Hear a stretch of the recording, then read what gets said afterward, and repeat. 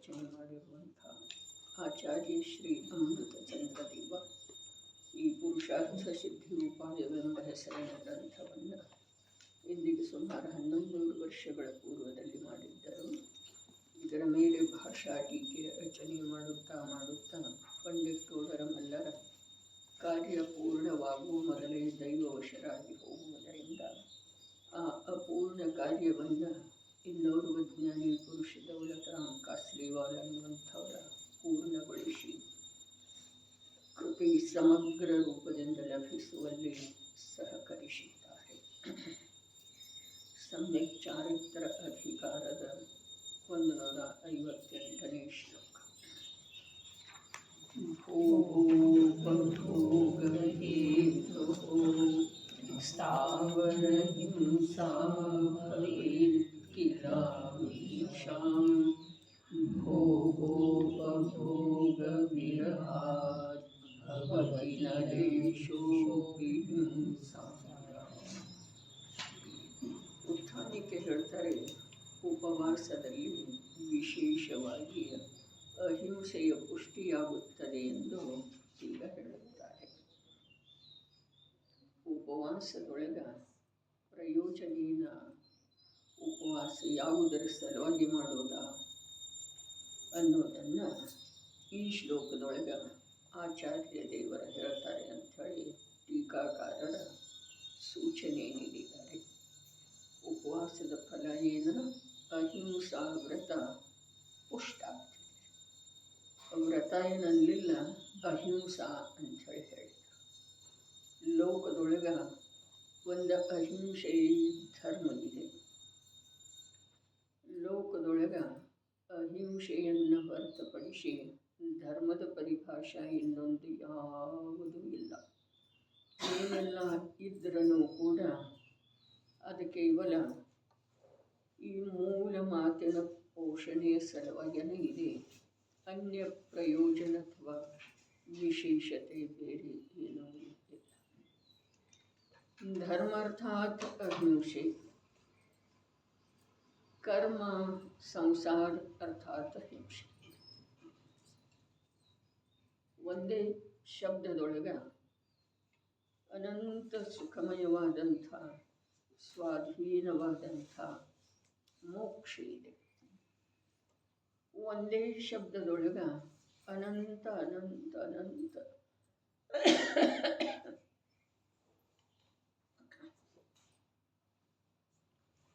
ಪರಾಧೀನ ಆಗಿ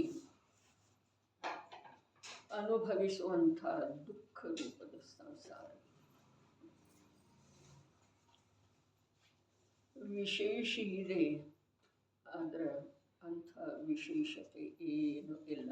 ಹೇಳ್ಕೊಳ್ಬೇಕಾದಂಥ ತಿಳಿಬೇಕಾದಂಥದ್ದು ವಿಶೇಷತೆ ಬಹಳ ಇದೆ.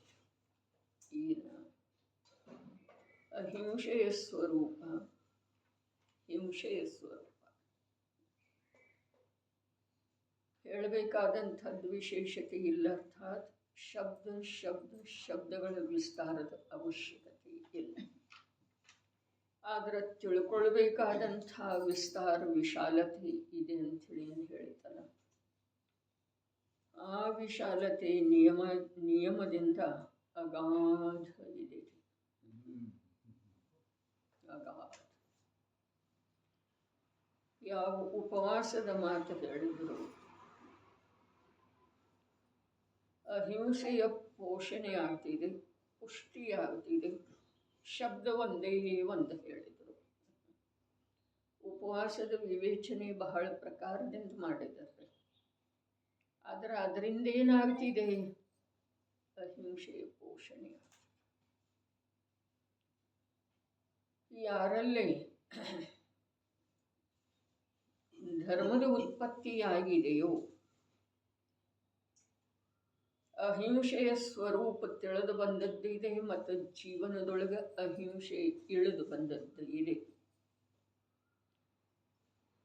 ಅವರ ಉಪವಾಸ ಮಾಡ್ತಾರೆ, ತಪಸ್ಸು ಮಾಡ್ತಾರೆ, ದಾನ ಕೊಡ್ತಾರೆ, ತೀರ್ಥ ವಂದನೆ ಮಾಡ್ತಾರೆ, ಪೂಜೆ ಮಾಡ್ತಾರೆ, ಎಲ್ಲ ಮಾಡ್ತಾರೆ, ಸ್ವಾಧ್ಯಾಯ ಮಾಡ್ತಾರೆ, ಸಾಮಾಜಿಕ ಮಾಡ್ತಾರೆ. ಧರ್ಮದ ಸ್ವರೂಪನ ಯಾರಿಗೆ ತಿಳಿದು ಬರಲಿಲ್ಲ, ಯಾರ ಜೀವನದೊಳಗೆ ಧರ್ಮದ ಉದಯನ ಆಗಲಿಲ್ಲ, ಅವರು ಮಾಡುವಂಥ ಇವೆಲ್ಲ ಕ್ರಿಯೆಗಳ ಸಂಸಾರ ಪೋಷಕ. ಇನ್ನು ಅಹಿಂಸೆ ಅಂತಂದ್ರೆ ಏನ, ಮತ್ತು ಹಿಂಸೆ ಅಂತಂದ್ರೆ ಏನು? ಹಿಂಸೆ ಎರಡು ಪ್ರಕಾರದ್ದಿದೆ, ದ್ರವ್ಯ ಹಿಂಸೆ ಮತ್ತು ಭಾವಹಿಂಸೆ.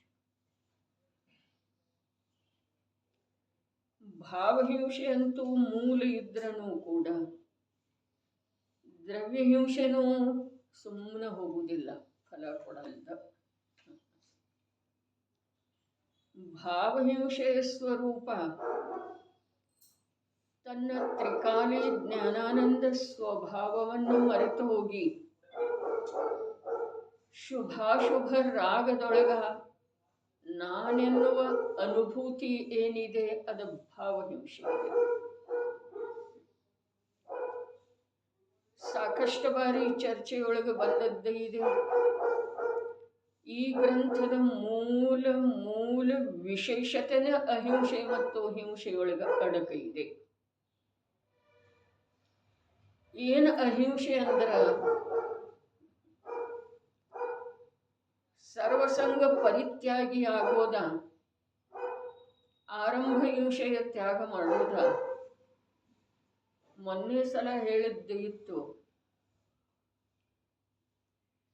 ಗೃಹಸ್ಥ ಅವಸ್ಥೆಯೊಳಗ ಸಂಸಾರಿ ಜೀವನಿಗೆ ಆರಂಭ ತ್ಯಾಗದ ಪರಿಹಾರ ಸಂಭವ ಇಲ್ಲ.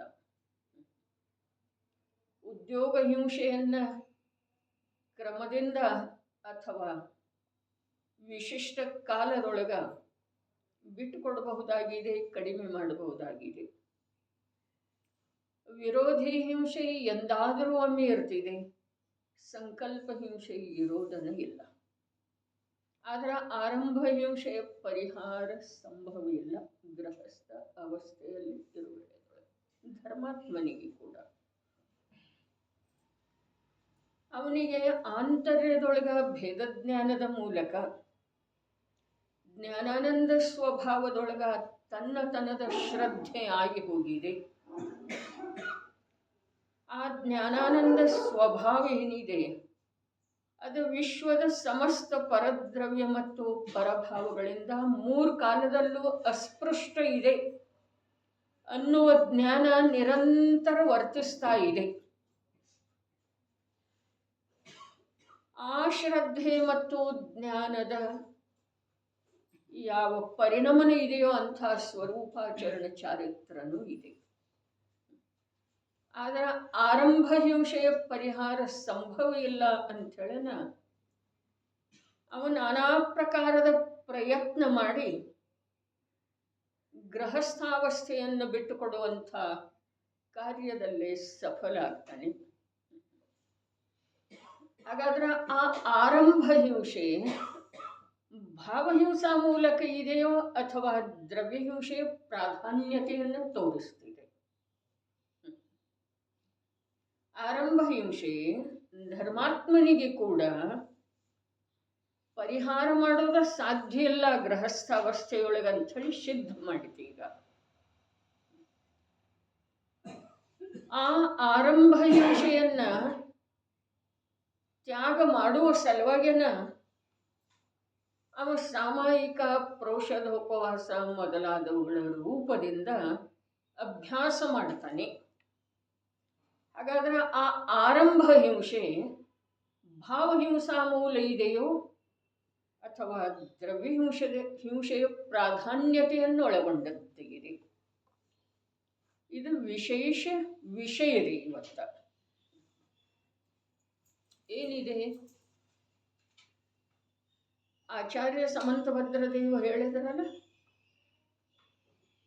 ಗುರುವಿನ ಸ್ವರೂಪ ಅಥವಾ ಸಾಧುವಿನ ಸ್ವರೂಪ ನಿರಾರಂಭೋ ಪರಿಗ್ರಹ, ನಿರಾರಂಭ ನಿಷ್ಪರಿಗ್ರಹ. ಹಾಗಾದ್ರೆ ಆ ಆರಂಭದ ತ್ಯಾಗ ಸಾಧಕನಿಗೆ ಏನೇ ಮಾಡಿದ್ರೂ ಕೂಡ ಗ್ರಹತ್ಯಾಗಿ ಆಗದ ವಿನಃ ಸಂಭವ ಇಲ್ಲ. ಇದು ಸಿದ್ಧ ಆಯಿತು. ಮತ್ತು ಎಷ್ಟು ಸಮಯ ಅವ ಪ್ರೌಷಧೋಪವಾಸದೊಳಗ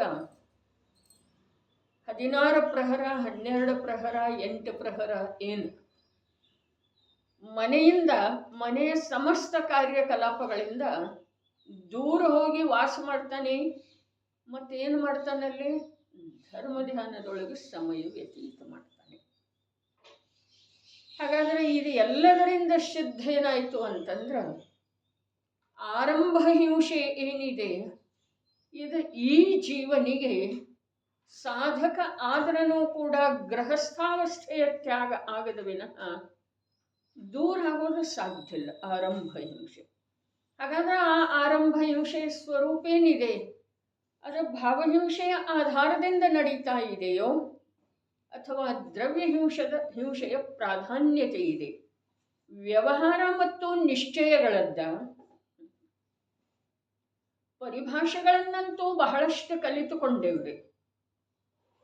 ಆದರೆ ವ್ಯವಹಾರ ಯಾವುದ, ನಿಶ್ಚಯ ಯಾವುದ?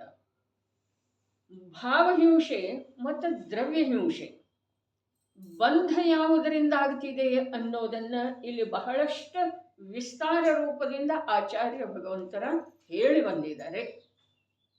ಬಂಧ ಭಾವದಿಂದ ಆಗ್ತಿದೆ. ಹಾಗಾದರೆ ಇದನ್ನು ಬಿಟ್ಟುಕೊಡುವ ಅವಶ್ಯಕತೆ ಅವನಿಗೇನಿದೆ? ಯಾವುದನ್ನ ಯಾವ ಪರಿಗ್ರಹದ ಮಧ್ಯದೊಳಗ ಆರಂಭ ಹಿಂಸೆಯ ಪರಿಹಾರ ಸಂಭವ ಇಲ್ಲವೋ ಅದನ್ನು ಬಿಟ್ಕೊಡುವ ಅವಶ್ಯಕತೆ ಏನಿದೆ? ಹಿಂಸೆ ಅಂತೂ ಭಾವದಿಂದನೇ ಆಗ್ತಿದೆ.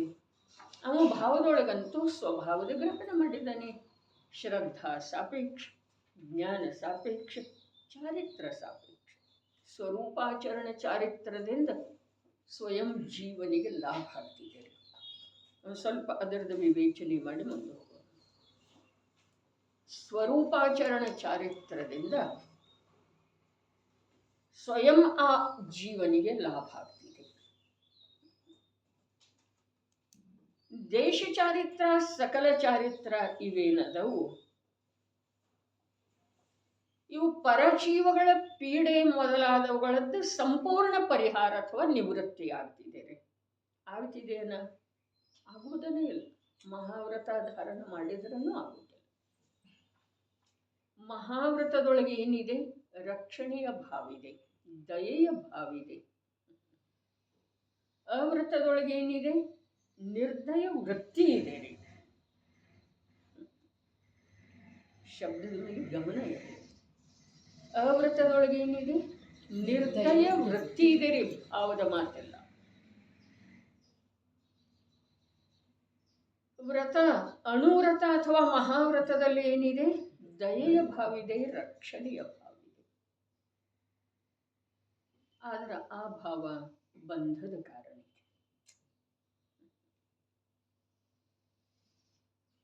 ಏನ್ ಮಾಡೋದ? ಸ್ವಲ್ಪ ಕೂಡ ನಮ್ಮ ಜ್ಞಾನವನ್ನ ವಿಷಯದೊಳಗೆ ಸಡ್ಲು ಬಿಡುವುದಿಲ್ರಿ. ಅವರ ಯಾವತ್ತೂ ಲಗಾಮ ಹಾಕಿ ಎಳಿತಾರಲ್ಲ.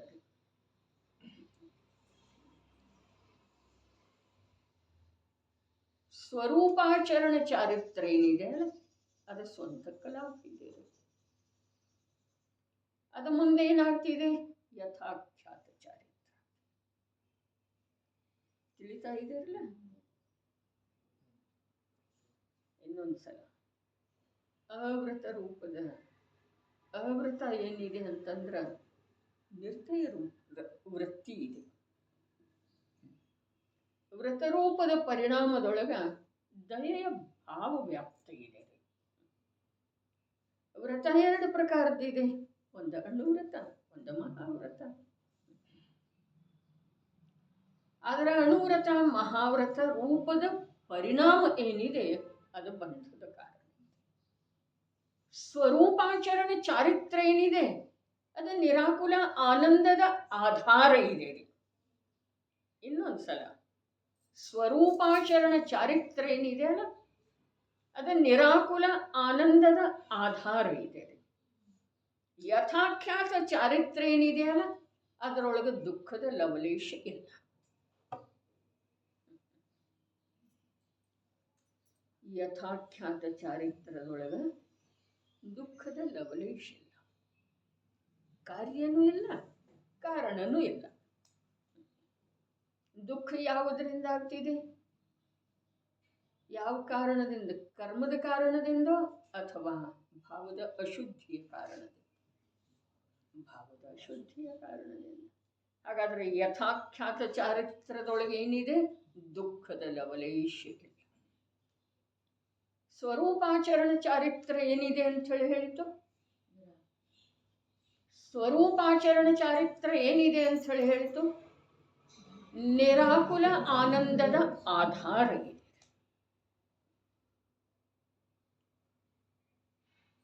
ಹೀಗಿರುವ ವೇಳೆಯದೊಳಗೆ ಇಷ್ಟೆಲ್ಲ ಭೂಮಿಕಾ ಯಾವುದರ ಸಲುವಾಗಿ ಹಾಕಿತು ಅನ್ನೋದು ಲಕ್ಷ್ಯದೊಳಗೆ ತಗೊಳ್ಬೇಕು. ಹೀಗಿರುವ ವೇಳೆಯದೊಳಗೆ, ಹೇಗಿರುವ ವೇಳೆಯದೊಳಗೆ ಯಾವ ದೇಶ ಚಾರಿತ್ರ ಅಥವಾ ಸಕಲ ಚಾರಿತ್ರ ರೂಪದ ಪರಿಣಾಮ ಇದೆಯೋ ಅದೇ ನಿಜವಾದ ಚಾರಿತ್ರ ಅಲ್ಲವೇ ಅಲ್ಲ. ಬಂಧ ರೂಪದ ಭಾವ ಇದೆ. ನಿಜವಾದ ಚಾರಿತ್ರ ಯಾವುದು ಸುಖದ ಆಧಾರ ಇದೆಯೋ, ಯಾವುದು ದುಃಖದ ಅಭಾವ ರೂಪ ಇದೆಯೋ ಅದು ನಿಜವಾದ ಚಾರಿತ್ರ ಇದೆ. ಹಾಗಾದ್ರೆ ಅವು ಎರಡು ಯಾವುದವು? ಒಂದು ಸ್ವರೂಪಾಚರಣ ಚಾರಿತ್ರ, ಒಂದು ಯಥಾಖ್ಯಾತ ಚಾರಿತ್ರ. ಇನ್ನೊಂದು ಮಾತು ಅದರಲ್ಲೇ ಸ್ಪಷ್ಟ ಮಾಡೋದು. ಯಥಾಖ್ಯಾತ ಚಾರಿತ್ರ ಸ್ವರೂಪಾಚರಣದಿಂದ ಬೆಳೀತಿದೆಯೋ ಅಥವಾ ದೇಶ ಚಾರಿತ್ರ ಮತ್ತು ಸಕಲ ಚಾರಿತ್ರದಿಂದ ಬೆಳೀತಿದೆ? ಅದರದ ಬೀಜ ಯಾವುದ? ಯಥಾಖ್ಯಾತ ಚಾರಿತ್ರ ಯಾವುದು ದುಃಖದ ಅಂಶ ಕೂಡ ಇಲ್ಲವೋ ಅದರದ ಬೀಜ ಯಾವುದ? ಅದರದ ಬೀಜ ಸ್ವರೂಪಾಚರಣ ಚಾರಿತ್ರ. ಹಾಗಾದ್ರೆ ಇವು ಮಧ್ಯದಲ್ಲಿ ಹತ್ತಕ್ಕಪ್ಪ. ಬೀಜ ಇದೆಪ್ಪ, ಬೀಜ ಇದೆ. ಆ ಬೀಜದೊಳಗೆ ಸಾಕಷ್ಟು ಸಾಮರ್ಥ್ಯ ಇದೆ. ತಿಳಿಯೋದ್ರೆ ಬೀಜದೊಳಗೆ ಸಾಕಷ್ಟು ಸಾಮರ್ಥ್ಯ ಇದೆ, ಅದರ ಮಣ್ಣು ನೀರು ಇಲ್ಲ.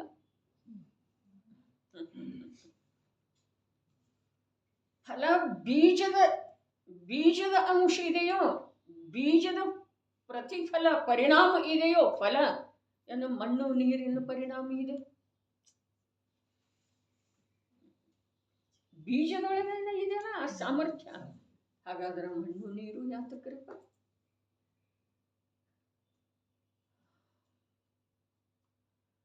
ಬಂಧದ ಕಾರಣದವಲ್ಲ ಅನುವ್ರತ ಮಹಾವ್ರತ. ಇದು ಒಂದರ ಸ್ವಾಧೀನ ಇದೆಯಲ್ಲ, ಯಾವುದರ? ಸ್ವರೂಪಾಚರಣ ಚಾರಿತ್ರ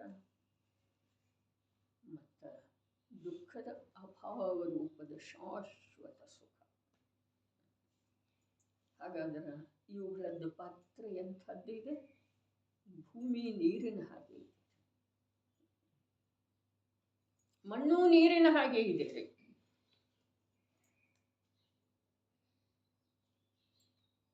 ನಿರಾರಂಭವು ಆರಂಭದ ತ್ಯಾಗ ಬಹಳ ಕಠಿಣ ಇದೆ. ಆರಂಭ.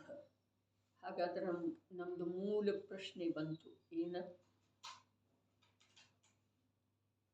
ಏನು ಪ್ರಶ್ನೆ ಇತ್ರಿ? 2 ಬಾರಿ ಆಗಿದೆ, ಈಗ 2 ಬಾರಿ ಚರ್ಚೆಯೊಳಗೆ ಬಂದಿದೆ, ಮತ್ತೆ ಭೂಮಿಕಾ ಆಗಿ ಈಗ ಫೈನಲ್ ಬಂದಿದೆ. ಏನ? ಆರಂಭ ಹಿಂಸೆಗೆ ಮೂಲ ಭಾವ ಹಿಂಸೆಯ ಆಧಾರ ಇದೆಯೋ ಅಥವಾ ಆರಂಭ ಹಿಂಸೆಯಲ್ಲಿ ದ್ರವ್ಯ ಹಿಂಸೆಯ ಪ್ರಾಧಾನ್ಯತೆ ಇದೆ? ಶಬ್ದರೆ ಅವೇ ಬೇಕು. ಆರಂಭ ಹಿಂಸೆ ಭಾವದ ವಿಪರೀತತೆಯಿಂದ ಅಥವಾ ಭಾವದ ಅಶುದ್ಧತೆಯಿಂದ ಫಲಿತ ಆಗುತ್ತಿದೆಯೋ ಅಥವಾ ಅದರೊಳಗ ದ್ರವ್ಯ ಹಿಂಸೆನ ಮುಖ್ಯ ಇದೆ?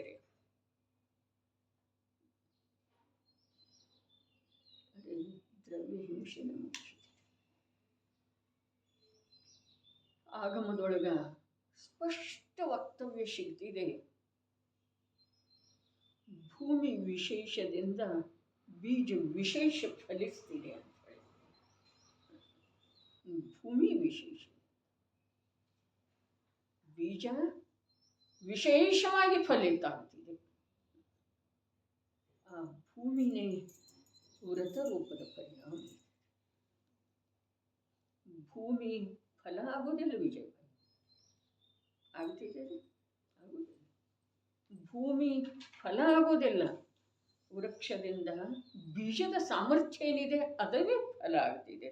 ವೃಕ್ಷದ ಮಾಧ್ಯಮದಿಂದ ಬೆಳೆದು ಬೆಳೆದು ಅದುವೇ ಫಲ ಆಗ್ತಿದೆ. ಭೂಮಿ ಮಣ್ಣು ಫಲದೊಳಗೆ ಯಾವುದೇ ಪ್ರಕಾರದಿಂದ ಒಂದು ಅಂಶ ಕೂಡ ಪ್ರವೇಶ ಇಲ್ಲ ಅದರ ಪಾತ್ರ, ಮಣ್ಣಿನ ಪಾತ್ರ ಎಷ್ಟಿದೆ ರೀ. ಅದಕ್ಕೆ ಈ ವ್ಯವಹಾರ ನಿಶ್ಚಯ ಅಥವಾ ದ್ರವ್ಯ ಭಾವಗಳ ಸಂಧಿ ಹೇಗಿದೆ ಅನ್ನೋದನ್ನು ಏಕಾಂತ ಚಿಂತನ ಮಂಥನದಿಂದ ತಿಳಿದುಕೊಳ್ಳಬೇಕಾಗುತ್ತದೆ. ಮಣ್ಣಿನ ಒಂದು ಅಂಶ ಕೂಡ ಫಲದೊಳಗೆ ಬರುವುದಿಲ್ಲ. ಬೀಜದ್ದನ್ನು ಸಾಮರ್ಥ್ಯ ಫಲಿಸ್ತಿದೆ. ಆದ್ರೆ ಭೂಮಿ ವಿಶೇಷದಿಂದ ಅಂತ ಹೇಳಿ ಹೇಳಿದಾರಲ್ಲ ಆಚಾರ್ಯರು ಅಂತಾರ. ಹಾಗಾದ್ರೆ ವ್ರತ ರೂಪದ ಪರಿಣಾಮ, ಅನುವ್ರತ ರೂಪದ ಪರಿಣಾಮ, ಮಹಾವ್ರತ ರೂಪದ ಪರಿಣಾಮ, ಅನುವ್ರತ ರೂಪದ ಆಚರಣೆ ಜೀವನ್, ಅನುವ್ರತ ರೂಪದ ಜೀವನ್, ಮಹಾವ್ರತ ರೂಪದ ಜೀವನ್, ಅದು ಭೂಮಿ ಇದೆ. ಫಲವತ್ತಾದ ಮಣ್ಣು ಇದೆ, ಬರ್ತಿದೆಯಲ್ಲ, ಫಲವತ್ತಾದ ಭೂಮಿ, ಫಲವತ್ತಾದ ಮಣ್ಣು.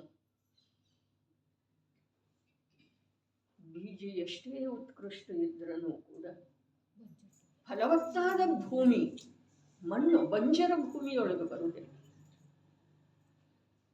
ಅದೇ ಪ್ರಕಾರ ವ್ರತ ವ್ರತ ಅಂಥೇಳಿ ಹೇಳಿದರೆ ಮತ್ತು ಪರಭಾವನ ಆಯ್ತಲ್ಲ, ಇರಲಿ ಇರಲಿ, ಅದನ್ನು ಆಮೇಲೆ ಬಿಡಿಸೋನು ಇಲ್ಲಿ ಚಾರಿ ಕಥನದೊಳಗೆ. ಆ ಭೂಮಿಕೆಯೊಳಗ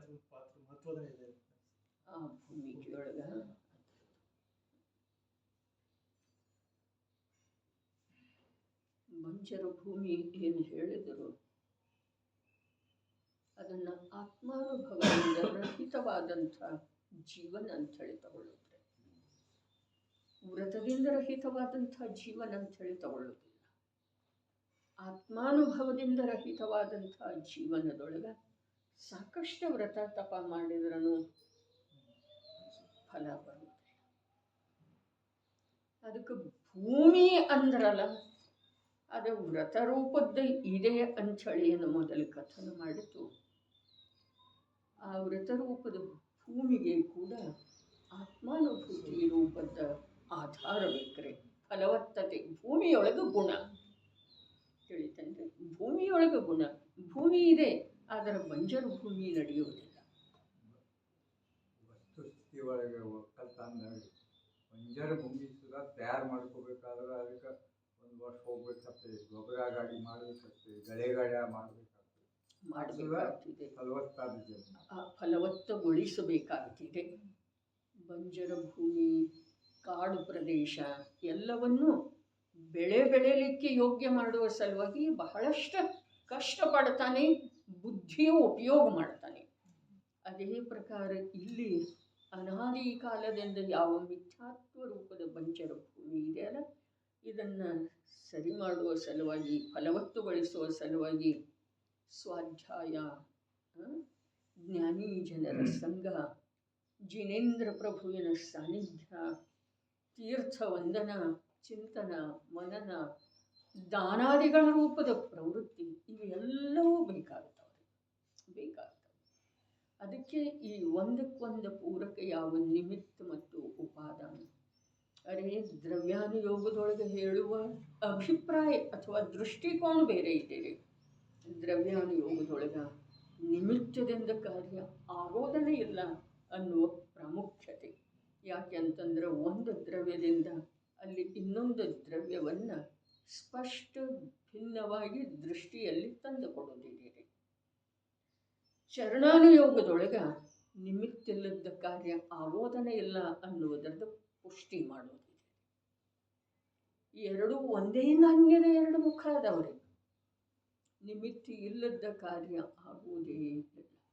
ನಿಮಿತ್ತದಿಂದ ಕಾರ್ಯ ಆಗುವುದಿಲ್ಲ ಅನ್ನೋದನ್ನ ಯಾವ ಅಂತರಂಗಪೂರ್ವಕ ಜ್ಞಾನಪೂರ್ವಕ, ಇನ್ನೂ ಸ್ಪಷ್ಟ ಹೇಳಿದ್ರ ಅನುಭೂತಿಪೂರ್ವಕ ತಿಳಿದಿದ್ದಾನೋ, ಏನ ನಿಮಿತ್ತದಿಂದ ಕಾರ್ಯ ಆಗುವುದಿಲ್ಲ ಅನ್ನೋದನ್ನ ಯಾವ ಜೀವ ಅಂತರಂಗದ ಜ್ಞಾನಪೂರ್ವಕ ಅನುಭೂತಿಪೂರ್ವಕ ತಿಳಿದಿದ್ದಾನೋ ಅವನೇ ನಿಮಿತ್ತಿಲ್ಲದ ಕಾರ್ಯ ಆಗುವುದಿಲ್ಲ ಅನ್ನುವ ರೂಪದ ಪ್ರವೃತ್ತಿ ಮಾಡ್ತಾನ್ರಿ. ನಿಮಿತ್ತಿಲ್ಲದ ಕಾರ್ಯ ಆಗುವುದನ್ನೆಲ್ಲ ತೀರ್ಥಂಕರಂಥ ಮಹಾಪುರುಷರು ಕೂಡ ವ್ರತದ ಅಂಗೀಕಾರ ಮಾಡಿದ್ರೇ ಅನುವ್ರತರು ಅಂಗೀಕಾರ ಮಾಡಬೇಕಾದಂಥ ದುರ್ಬಲತೆ ಅವರಲ್ಲಿ ಇರಲಿಲ್ಲ. ಈ ಮಾತು ಸತ್ಯ ಇದ್ರೂ ಕೂಡ ಮಹಾವ್ರತ ಅರ್ಥಾತ್ ಆರಂಭ ತ್ಯಾಗ ಮಾಡಿದ್ದಾರೆ. ಮಹಾವ್ರತ ಅಂದ್ರೆ ಬೇರೆ ಏನಿಲ್ರಿ, ಒಳಗಡೆ ಅಹಿಂಸೆಯ ಪುಷ್ಟಿಯಾಗಿರ್ತಿದೆ, ಆರಂಭದ ತ್ಯಾಗ. ಅಹಿಂಸೆಯ ಪುಷ್ಟಿ, ಅಹಿಂಸಾ ಧರ್ಮದ ಪುಷ್ಟಿ. ಮಹಾ ದುರ್ಬಲರೇ. ಯಾವ ಯಾವ ರಾಗದೊಳಗೆ ತನ್ಮಯ ಇರುವಂಥ ಜೀವ, ಶುಭ ರಾಗದೊಳಗೆ ಧರ್ಮ ಮನ್ನಿಸುವಂಥ ಜೀವ ಮಹಾ ದುರ್ಬಲ. ಭೋಗದೊಳಗೆ ಮುರಿದು ಬೀಳುವಂಥ ಜೀವ, ಶಾರೀರಿಕ ಅನಾಕುಲತೆಯಿಂದ ಭಯಭೀತ ಇರುವಂಥ ಜೀವ ಏನ್ರಿ ಮಹಾ ದುರ್ಬಲ. ಸಮಯ ಸಾರದೊಳಗ 202ನೇ ಕಲಶದೊಳಗ ವರಾಕ ಶಬ್ದ ಇದೆ ರೀ ಅವ್ರ ಸಲುವಾಗಿ. ಏನಿದೆ? ವರಾಕ. ವರಾಕ ಅಂದ್ರೆ ಏನು? ದೀನ.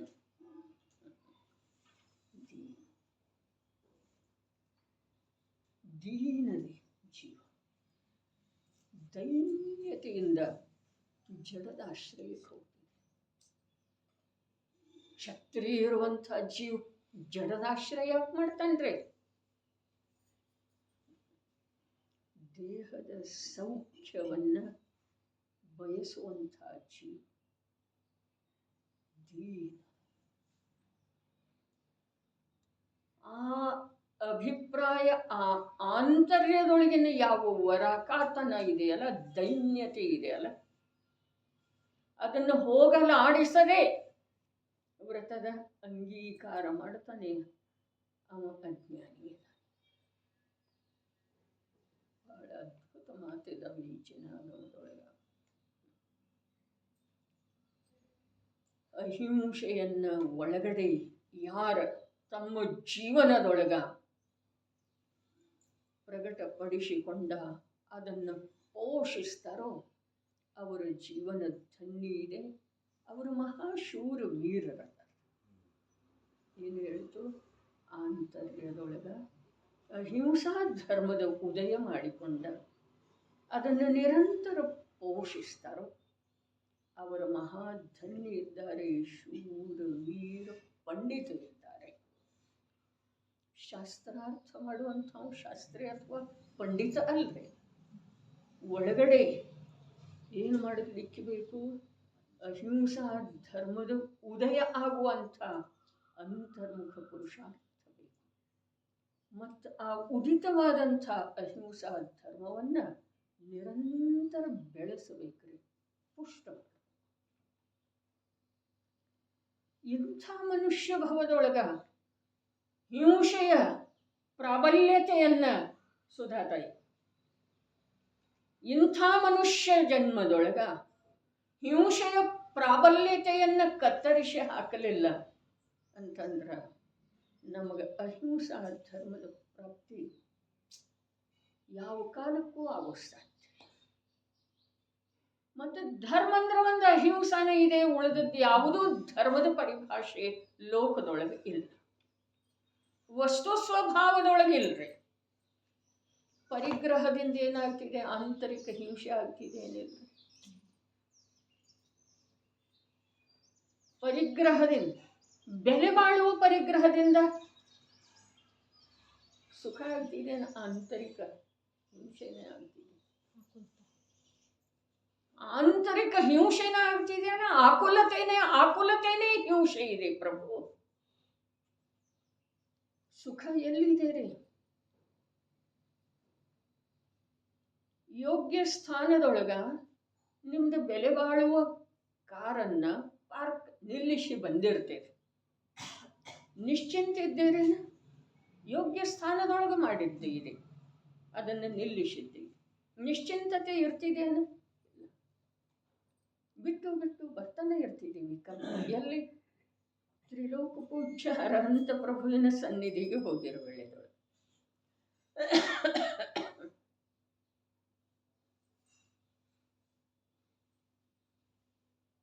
ಹೋಗ್ಲಿ, ಇಲ್ಲಿ ಜೊತೆಗೇನೆ ಇದೆ ಅಲ್ಲ, ಅದು ಮೈ ಮೇಲೇನೆ ಇದೆ. ಏನು? ವಸ್ತ್ರ. ವಸ್ತ್ರ ಅದು ಬೆಲೆ ಬಾಳುವುದು ಇತ್ತು ಅಂತಂದ್ರೆ ಪುನಃ ಅದಕ್ಕೆ ಸಂಬಂಧಿಸಿದ ಆಕುಲತೆ ಆಗ್ತಿದೀವ. ಹಾಗಾದ್ರೆ ಪರಿಗ್ರಹದೊಳಗೆ ಎಂಥ ಹಿಂಸೆ ಇದೆ ಅಲ್ಲ, ಅಂಥ ಹಿಂಸೆ ಇನ್ನೊಂದು ಯಾವುದು? ಪರಿಗ್ರಹದ ತ್ಯಾಗ ಮಾಡುದ ವಿನಃ ದ್ರವ್ಯ ಹಿಂಸೆ ಬಿಟ್ಟು ಹೋಗುವುದಿಲ್ರಿ.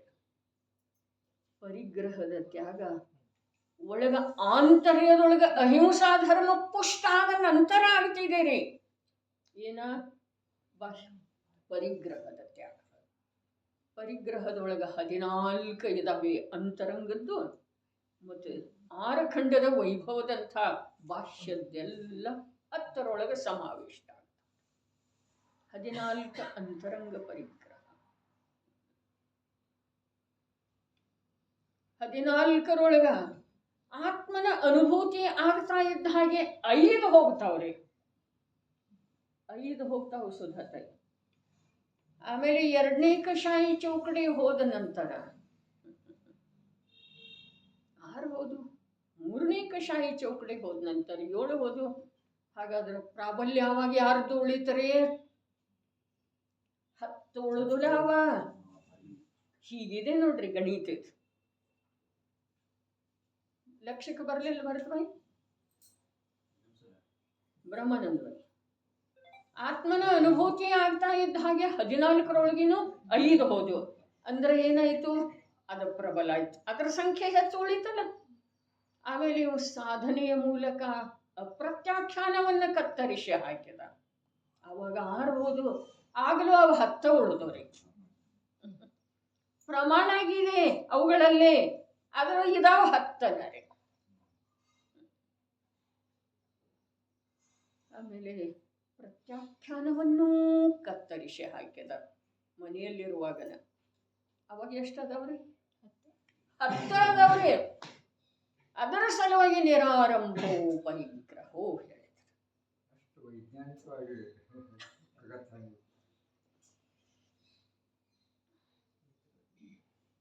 ಇದರದ್ದು ವಿಚಾರ ಮಾಡೋದು ಬಹಳ ವಿಶಾಲವಾದಂಥ ವಿಷಯ ಕೊಟ್ಟಿದೆ. ಅದಕ್ಕೆ ಹೇಳಿದ್ದೇನೆ ಪ್ರಾರಂಭದೊಳಗ, ಶಬ್ದ ಅಧಿಕಿಲ್ಲ, ವಿಸ್ತಾರವಾದಂಥ ಚರ್ಚೆ ಮಾಡಬೇಕಾಗಿಲ್ಲ, ವಿಶಾಲ ಇಲ್ಲ ಇದರೊಳಗೆ, ವಿಶೇಷತೆ ಇಲ್ಲ. ಆದ್ರೆ ಜ್ಞಾನ ಅದಕ್ಕೆ ಸಂಬಂಧಿಸಿದ ಹಾಗೆ ಜ್ಞಾನದೊಳಗೆ ಕಾರ್ಯ ಮಾಡೋದು ಎಷ್ಟು ವಿಸ್ತಾರ ಇದೆ ಅಂತಂದ್ರೆ ಅದರ ತಳ ತಲುಪೋದು ಸಾಧ್ಯ ಇಲ್ಲ, ಅಗಾಧ. 10 ಇದಾವು. ಅದರ ಸಲುವಾಗಿ ಈಗ ಹೇಳ್ರಿ, ಏನು ಪ್ರಶ್ನೆ ಇತ್ತಲ್ಲ? ಏನು ಪ್ರಶ್ನೆ ಇತ್ತು? ಆರಂಭ ಹಿಂಸೆ, ಭಾವಹಿಂಸೆಯ ಆಧಾರದಿಂದ, ಭಾವಹಿಂಸೆಯ ಮೂಲ, ಅದರ ಮೂಲಕವಾಗಿ ನಡೀತಾ ಇದೆಯೋ ಅಥವಾ ದ್ರವ್ಯ ಹಿಂಸೆಯ ಪ್ರಾಮುಖ್ಯತೆ ಇದೆ? ಈಗ ಹೇಳಿಲ್ಲ, ಸರಳ ಹೇಳ್ಬಹುದು ಉತ್ತರ. ಏನಿದೆ? ದ್ರವ್ಯ ಹಿಂಸೆಯ ಪ್ರಾಮುಖ್ಯತೆ. ಭಾವಹಿಂಸೆಯನ್ನು ಇಷ್ಟು ಕತ್ತರಿಸಿ ಹಾಕಿದ. 5 ಹೋದು, 6 ಹೋದು, 7 ಹೋದು, ಅಂದ್ರೆ ಅರ್ಧ ಹೋಯ್ತಾರಲ್ಲ ಸಂಖ್ಯಾಪೇಕ್ಷಾದಿಂದ. ಆದ್ರೆ ಅದು ಪೂರ ಹಾಗೆ ಇದೆ. ಅದನ್ನು ಪೂರ ಬಿಟ್ಟ ನಂತರ ಇವು 7ಕ್ಕೆ ಏನು ಆಧಾರನೇ ಇಲ್ಲ. ಅರ್ಧ ಉಳಿದಿದ್ದು ಲಾಭ. ಸಂಜ್ವಲನ ಮತ್ತು ನವನೌಕಷಾಯ ಹೇಳಿತ್ತಲ್ಲ, ನಿಜವಾಗಿ ಅವೆಲ್ಲ ದುರ್ಬಲನೇ ಇತ್ತು. ಎಲ್ಲ ಹೌದು ಸಾಧನಾ ಮಾರ್ಗ ಹೀಗಿದೆ. ಒಳ ಒಂದು ಶುದ್ಧ ಇದ್ರೆ ಸಾಕು. ಜನ್ಮತಃ 3 ಜ್ಞಾನಧಾರಿ.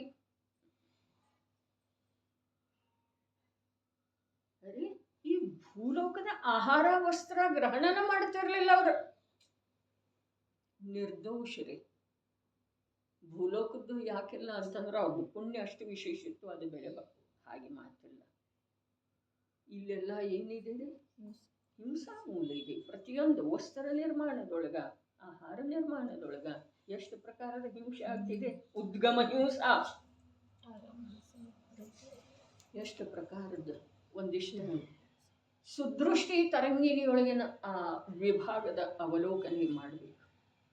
ಎಷ್ಟು ಪ್ರಕಾರದ್ದು ಹೇಳಿದ್ದಾರೆ. ಭಾರತೀಯಲ್ಲಿ ಹೆಸರು ಎಷ್ಟು ಪ್ರಕಾರದ್ದು ಹೇಳಿದ್ದಾರೆ. ಮುನಿರಾಜರ ಆಹಾರ ತಗೊಳ್ತಾರೆ, ಎಷ್ಟು ಪ್ರಕಾರದ ಹಿಂಸೆಯಿಂದ, ದೋಷದಿಂದ ರಹಿತ. ಎಷ್ಟು ಪ್ರಕಾರದ ದೋಷದಿಂದ. ಎಂಥ ಆ ಶಬ್ದಗಳು ಕೂಡ ಓದುತ್ತಾ ಹೋದರೆ ಮನಸ್ಸಿಗೆ ಮುದ ಅನ್ನಿಸ್ತಿದೆ. ಏನೋ ಒಂಥರ ಸಮಾಧಾನ ಅನ್ನಿಸ್ತಿದೆ. ಏನೋ ಒಂಥರ ಆ ಅವಸ್ಥೆಯ ಕುರಿತು ಮನೋಮನ ವಂದನೆ ಸಲ್ಲಿಸೋದಾಗುತ್ತಿದೆ. ತಾನಾಗಿನ ಬುದ್ಧಿ ಸಮರ್ಪಿತ ಆಗ್ತಿದೆ ಅಂತ ಅವಸ್ಥೆಗೆ. ಅದು ಹೇಗೆ ಸಾಧ್ಯ ಇದೆ? ಇಂಥ ಸಂಶಯನ ಬರುವುದಿಲ್ಲ. ಏನೇನು ಹೇಳಿದರೆ ನಿಜವಾಗಿ ಒಂದು ಸಲ ನೋಡಬೇಕು. ಅಂಕಿ ಸಂಖ್ಯೆಗಳ ಸಹಿತವಾಗಿ ಹೇಳಿದ್ದಾರೆ. ಮಹಾಭಾಗ್ಯದಿಂದ ಲಿಪಿಬದ್ಧ ಆಗಿದ್ದಾವೆ ಗ್ರಂಥಗಳ. ನಮ್ಮ ಕೈಯೊಳಗೆ ಕೂಡ ಬಂದಿದ್ದಾವೆ. ಭಾಷೆಯಿಂದ ಪರಿವರ್ತಿತ ಆಗಿ ಓದೋದು ನೋಡೋದ್ರೆ ಯಾಕೆ ಯಾರಿಗೆ ಧನ್ಯ ಜೀವನ ಬೇಕಾಗಿದೆಯೋ. ಉಪವಾಸದ ಮಾತು ಹಾಗೆ ಹೇಳಿದರು. ಶಿವ ನಿಷ್ಕ್ರೀಡಿತ ವ್ರತ. ಆಹಾರ ಎಷ್ಟ, ಉಪವಾಸ ಎಷ್ಟ. ಎಂಥ ಧನ್ಯ ಜೀವನ ರೀ. ಅರೆ ಸಾಗರೋಪಮ ಆಹಾರ ಇಲ್ಲದ ಅಲ್ಲಿ ಅದನು. ಆದ್ರೆ ಕೇವಲ ಒಂದು ಭಾವದ ಮೂಲಕ ಇಲ್ಲಿ ನಡುಗುತ್ತಂದ್ರೆ 4 ಉಪವಾಸ 1 ಆಹಾರ, 10 ಉಪವಾಸ 1 ಆಹಾರ. ಇದನ್ನು ಕೇಳಿದ ನಂತರ ಆಗ ಅನ್ನಿಸ್ತೀವಿ ಮಾತು. ಅಲ್ಲಿ ಪರಾಧೀನಾಗಿ ಸಾಗರೋಪಮ ವರ್ಷರೇ. ನರಕದೊಳಗ 3 ಲೋಕದ ಧಾನ್ಯ ತಿಂದರು ತೀರಲಾಗದ ಹಸಿವೆ ಇದ್ದರು ಚೂರು ಕಾಳು ದೊರಕಲಾರದು ನರಕ ಭೂಮಿಯಲ್ಲಿ. ಅದನ್ನು ಸ್ಮರಣೆ ಇಲ್ಲಿ ಜೊತೆಗೆ ಇಟ್ಕೊಂಡು ನೋಡೋದ್ರೆ ಈ ವ್ರತ ಮತ್ತು ಆ ಪರಾಧೀನತೆಯಿಂದ ಭೋಗಿಸಿದ ಕ್ಷುಧೆ ತೃಷಿಗಳ ದುಃಖ. ಇಲ್ಲೇನು ದುಃಖ ಇದೆ ರೀ? ಏನು ದುಃಖ ಇದೆ ಇಲ್ಲಿ?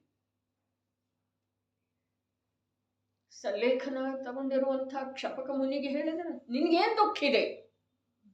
ನರಕದೊಳಗೆ ನೀ ಎಂಥೆಂಥ ದುಃಖದ ಅನುಭವ ಮಾಡಿದಿ. ಏನು ದುಃಖ ಇದೆ ಈಗ ನಿನಗ? ಮೃತ್ಯು ಮಹೋತ್ಸವ ಇದೆ, ಈಗೇನು ದುಃಖ ಇದೆ ನಿನಗ? ಒಳಗ ಪ್ರಸನ್ನ ಪ್ರಸನ್ನ ಅಂಥೇಳಿನ ತತ್ಪ್ರತಿ ಪ್ರೀತಿ ಚಿತ್ತೇನ ಏನ ವಾರ್ತಾಪಿ ಶ್ರುತ. ಪ್ರೀತಿ ಚಿತ್ತೇನ ಪ್ರಸನ್ನತೆಯಿಂದ ಏನ ಅಂಥ ಅವಸ್ಥೆ. ಎಂಥದ? ನಿರಾರಂಭ ರೂಪದ ನಿಷ್ಪರಿಗ್ರಹ ರೂಪದ ಷಟ್ಕಾಯ ಜೀವರುಗಳ ಮೇಲೆ ದಯೆಯ ರೂಪ. ತನ್ನ ಮೇಲೆ ಪರಮ ದಯೆ. ಉಳಿದ ಪಂಚಸ್ಥಾವರಗಳ ಮೇಲೆ ದಯೆಯ ಪರಿಣಾಮ. ಅಂಚಳಿನ ಯಾವ ತೃಷಾಬಾಧೆ ಇದೆ ಮಾಸೋಪವಾಸ ಮಾಡಿರ್ತಾರೆ ಮುನಿಶ್ರೇಷ್ಠರುಗಳ. ಮಾಸೋಪವಾಸ ಮಾಡಿರ್ತಾರೆ. 1 ತಿಂಗಳು ಕಳೆದ ನಂತರ ಆಹಾರದ ಸಲುವಾಗಿ ನಗರದೊಳಗೆ ಬರ್ತಾರೆ.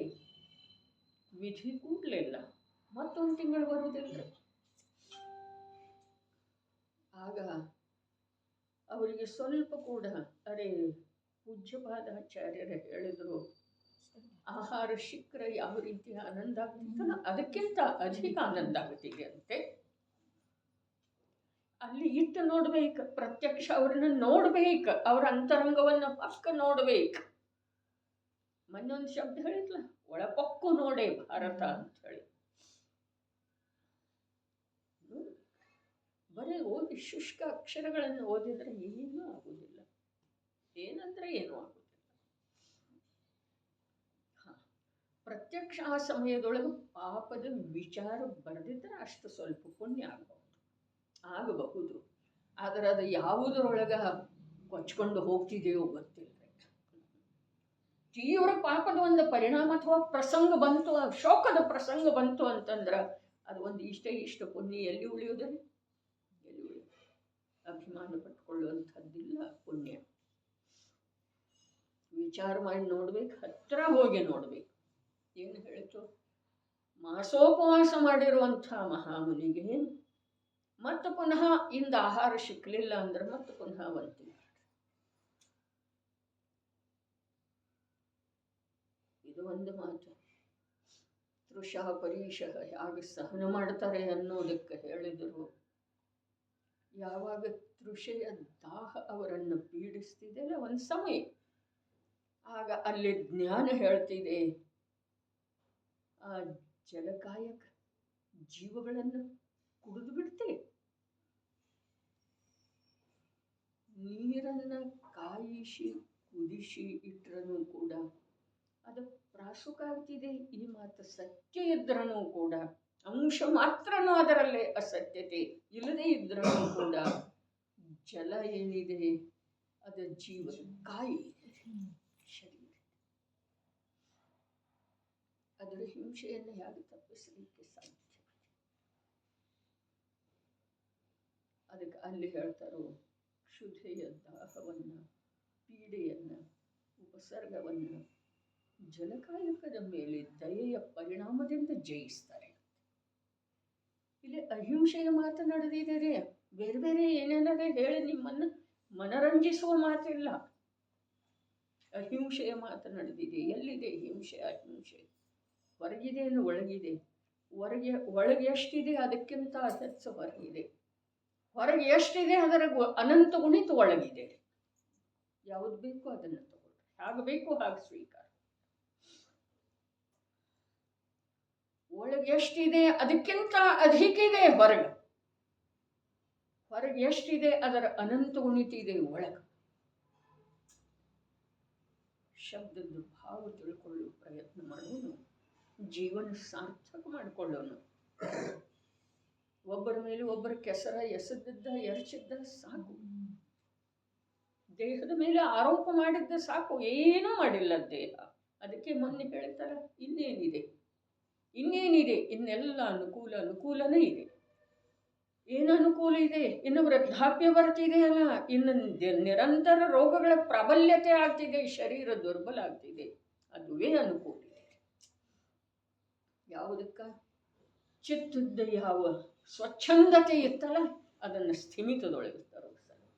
ನನ್ನ ಅನಿಸಿಕೆ ಹೀಗಿದೆ, ತಮಗೆ ಯಾರಿಗೆ ಹಾಗೆ ಅನ್ನಿಸ್ತಿದೆ ಹಾಗೆ ತಾವು ತಿಳ್ಕೊಳ್ಳಿಕ್ಕೆ ಸ್ವತಂತ್ರ. ಇಂದು ನಾವು ಒಂದು ಸ್ವಲ್ಪ ಕೂಡ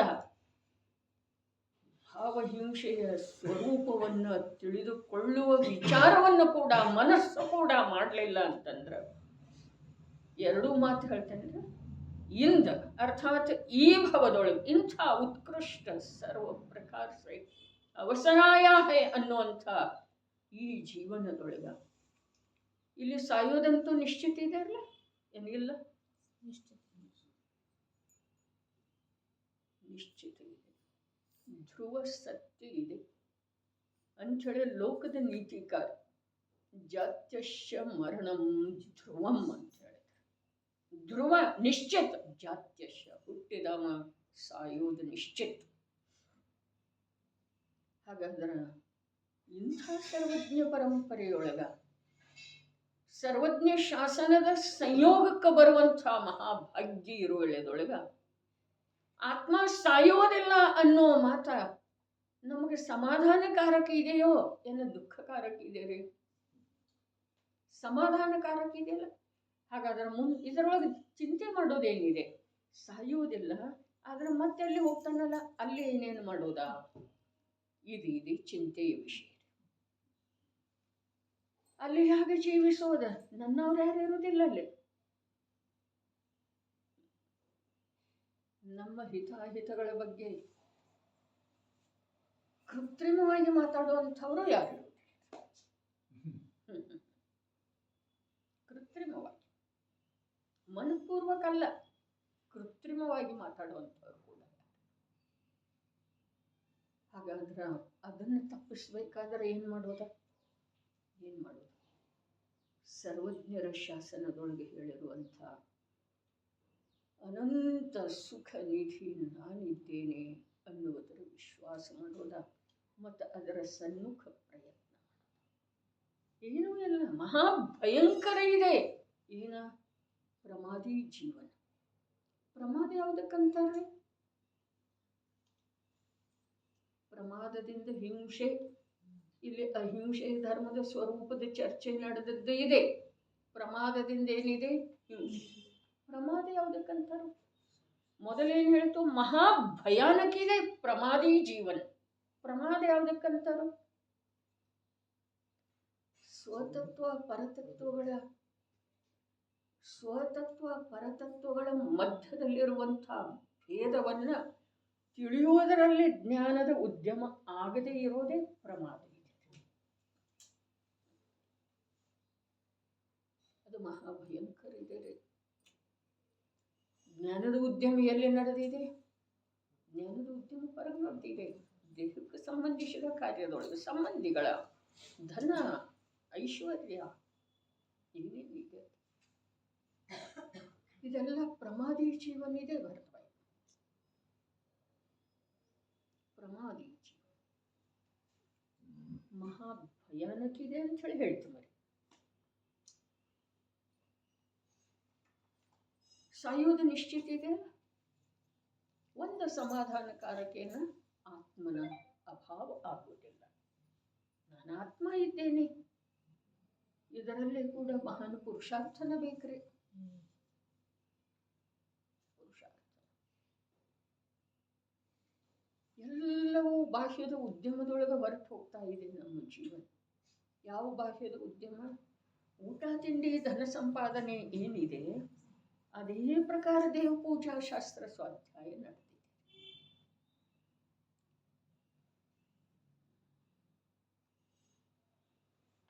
ಒಂದು ಅಪೇಕ್ಷಾದಿಂದ ಪ್ರಮಾದನ ಪುಷ್ಟಾಗ್ತಾ ಇದೆ ಇದರಲ್ಲೇ ಕೂಡ. ಅದಕ್ಕೆ ಗಂಭೀರವಾಗಿ ಆಲೋಚನೆ ಮಾಡುವಂಥ ಪ್ರಸಂಗ ಇದೆ ರೀ. ಯಾವಾಗ ಕಣ್ಣು ಮುಚ್ಕೊಳ್ತಾವೆ ಹೇಳಲಿಕ್ಕೆ ಬರೋದು. ಗೊತ್ತಿಲ್ಲ ಅನ್ನೋದು ದೊಡ್ಡ ನ್ಯೂನತೆ ಅಲ್ಲ. ಆದ್ರೆ ಗೊತ್ತಿದೆ. ಏನ? ಕಣ್ಣು ಮುಚ್ಚೋವದಾವ. ಮರಣ ಆಗೋದಿದೆ, ಇದು ಗೊತ್ತಿದೆ ಅಲ್ಲ. ಯಾವಾಗ ಅನ್ನೋದು ಗೊತ್ತಿಲ್ಲ. ಅದೇನು ಬಹಳ ದೊಡ್ಡ ಅಪರಾಧ ಅಲ್ಲ, ನ್ಯೂನತೆ ಅಲ್ಲ, ಅಶಕ್ತತೆ ಅಲ್ಲ. ಯಾವಾಗ ಅನ್ನೋದು ಗೊತ್ತಿಲ್ಲ, ಆದರೆ ನಿಶ್ಚಿತ ಇದೆ ಅನ್ನೋದು ಗೊತ್ತಿದೆಯಲ್ಲ.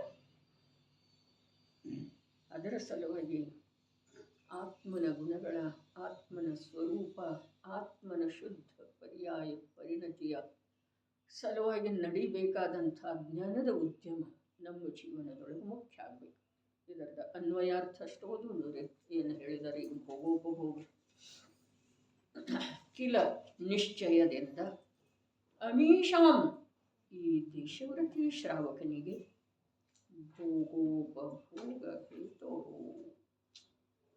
ಭೋಗ ಉಪಭೋಗದ ಹೇತುವಿನಿಂದ ಸ್ಥಾವರ ಹಿಂಸಾ.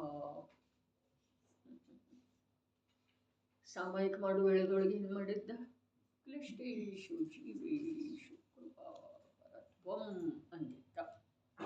ಅಂದಿರಲಿಲ್ಲ, ಭಾವನೆ ಭಾವಿಸಿದ್ದ. ಏನು ಹೇಳಿದ್ರೆ ಇಲ್ಲಿ? ಸ್ಥಾವರ ಹಿಂಸ. ಯಾವುದರ ಸಲುವಾಗಿ? ಭೋಗ ಉಪಭೋಗದ ಕಾರಣದಿಂದ ಸ್ಥಾವರ ಹಿಂಸೆ. ಸ್ಥಾವರ ಎಂದರೆ ಏಕೇಂದ್ರಿಯ ಜೀವಗಳ ಹಿಂಸೆ. ಭವೇತ್ ಆಗುತ್ತದೆ. ಆದರೆ ಭೋಗೋಪಭೋಗ ವಿರಹಾತ್ ಭೋಗ ಉಪಭೋಗದ ತ್ಯಾಗದಿಂದ ಹಿಂಸಾಯ ಹಿಂಸೆಯು ಲೇಷಃ ಅಪಿ ಲೇಷ ಮಾತ್ರವೂ ನ ಭವತಿ ಆಗುವುದಿಲ್ಲ. ಯಾವ ಹಿಂಸ ಈಗೇನು ಇಲ್ಲಿಯವರೆಗೆ ಚರ್ಚೆ ಮಾಡಿತಲ್ಲ ಆರಂಭ ಮುಂದೆ ಯಾವಾಗಲೇ ಅದವರೇ ಉದ್ಯೋಗ ಹಿಂಸ 24 ಗಂಟೆ ಇರುವುದಿಲ್ಲಲ್ಲ, ಆರಂಭ ಹಿಂಸ 24 ಗಂಟೆ ಇದೆ. ಸೂಕ್ಷ್ಮವಾಗಿ ವಿಚಾರ ಮಾಡೋದು, ಸೂಕ್ಷ್ಮ ವಿಚಾರ ಮಾಡುವಂಥ ಜ್ಞಾನದ ಯೋಗ್ಯತೆ ಈ ಒಂದು ಸಮನಸ್ಕ ದಶೆಯೊಳಗನೇ ಇದೆ. ಮತ್ತು ವಿಚಾರ ಅದರದ್ದೇ ಮಾಡೋದಿದೆ. ಈ ದೇಹ ಹೀಗ್ಯಾಕಾಯಿತು, ಇದ್ಯಾಕೆ ಕಾಲು ನೋಯ್ತಾ ಇದೆ, ಇದ್ಯಾಕೆ ನಡಿಕೆ ಬರ್ತಾ ಇಲ್ಲಲ್ಲ ನಿನ್ನಿಂದ, ಇದ್ಯಾಕೆ ಬೆನ್ನು ಬಿಗದದ್ದು ಇದೆ, ಇದು ವಿಚಾರದ ವಿಷಯ ಅಲ್ರಿ. ಇವು ಯಾವು ಅವ್ಯಾಕೆ ಹಾಗಂದ, ಬರಕ್ಕೆ ಹೇಳಿದ್ನಿ ಯಾಕೆ ಬರಲಿಲ್ಲ, ಇವೆಲ್ಲ ವಿಚಾರದ ವಿಷಯನೇ ಅಲ್ಲ. ಆಗ್ತಿದೆ ಅಂದ ಮನುಷ್ಯಗೆ ಒಪ್ಪಿಗೆ, ಆದರೆ ನಮ್ಮ ವಿಚಾರ ಬರೀ ಅಲ್ಲೇ ಸಮನಸ್ಕತೆಯ ಕಾರ್ಯ ಎಲ್ಲ ಅಲ್ಲೇ ಹೊರ.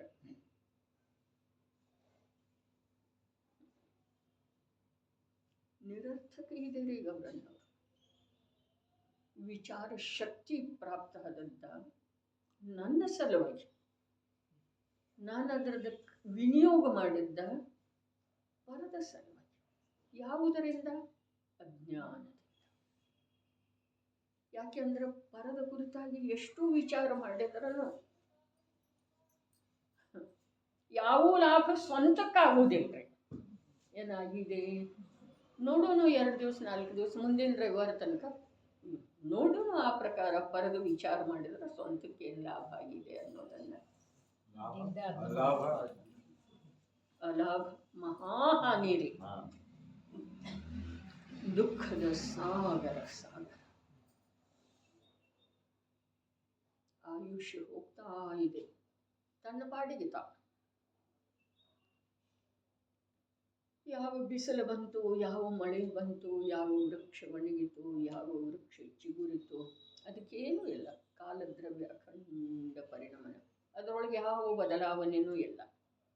ದಿವಸ ದೊಡ್ಡ ರಾತ್ರಿ ಸಣ್ಣ ಇವೆಲ್ಲ ಇದ್ರೂ ಕೂಡ ಕಾಲ ಅಖಂಡ ಪರಿಣಮನಶೀಲ.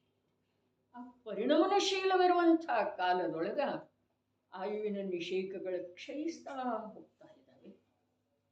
ಬುದ್ಧಿಯ ಯಾವ ಒಂದು ಪ್ರಾಬಲ್ಯತೆಯನ್ನು ಪ್ರಾಪ್ತ ಮಾಡಿಕೊಂಡು ಬಂದಿತ್ತು, ಅದು ಪರದೊಳಗೆ ವಿನಿಯೋಗ ಆಗಿ ಆಗಿ ಆಗಿ ಒಂದು ಪ್ರಕಾರ ನಿಷ್ಕ್ರಿಯ ಇಲ್ಲೇ ಆಗ್ತಿದೆ. ಸುಧಾತಾಯಿ ಸಮನಸ್ಕ ದಶೆಯ ಅಭಾವ ಇಲ್ಲೇ ಆಗ್ತಿದೆ. ಸ್ಮರಣೆ ತಪ್ಪಿ ಹೋಗ್ತಿದೆ, ನೆನಪು ಉಳಿಯುವುದಿಲ್ಲ, ಹಾಗೆ ಹೀಗೆ ಇವೆಲ್ಲ ಏನು ಕೇಳ್ತೀವಲ್ಲ, ಇವೆಲ್ಲ ಸಮನಸ್ಕದ ಹ್ರಾಸ್ ಇಲ್ಲೇ ಆಗ್ತಿದೆ. ಈ ಭವ ಬಿಡ್ತಾ ಇದ್ದ ಹಾಗೆ ಸಮನಸ್ಕದ ಅಭಾವ. ಮೋಕ್ಷ ಇಲ್ಲೇ ಯಾವ ಪ್ರಕಾರ ಆಗ್ತಿದೆ ಅಲ್ಲ, ಮೋಕ್ಷ ಸಿದ್ಧಾಲಯದೊಳಗೆ ಹೋದ್ಮೇಲೆ ಆಗೋದಿಲ್ಲ, ಇಲ್ಲೇ ಆಗ್ತಿದೆ. ಅದೇ ಪ್ರಕಾರ ಸಮನಸ್ಕ ದಶೆ ನಮ್ದು ನಿರಂತರ ಏನಾಗ್ತಾ ಇದೆ, ಇಲ್ಲೇ ರಾಸ್ ಸೋಲ್ ಪರಾಜಿತ ಆಗಿ ಹೋದಂಥ ಮತ್ತು ಪುನಃ ರಾಜ್ಯ ಕಟ್ಟಬೇಕಾದ್ರೆ ಎಷ್ಟು ಪ್ರಯತ್ನ ಮಾಡಬೇಕು. ದೊರೆ ವಿಚಾರ ಮಾಡೋದ ನಮ್ಮ ಜೀವನ ಕೂಡ ಹಾಗೆ ಆಗೋಕ್ಕಿಂತ ಮೊದಲ ನಾವು ಎಚ್ಚರ ಆಗೋಣ ಅನ್ನೋ ಮಂಗಲ ಭಾವನೆ. ಕಲಶರೇ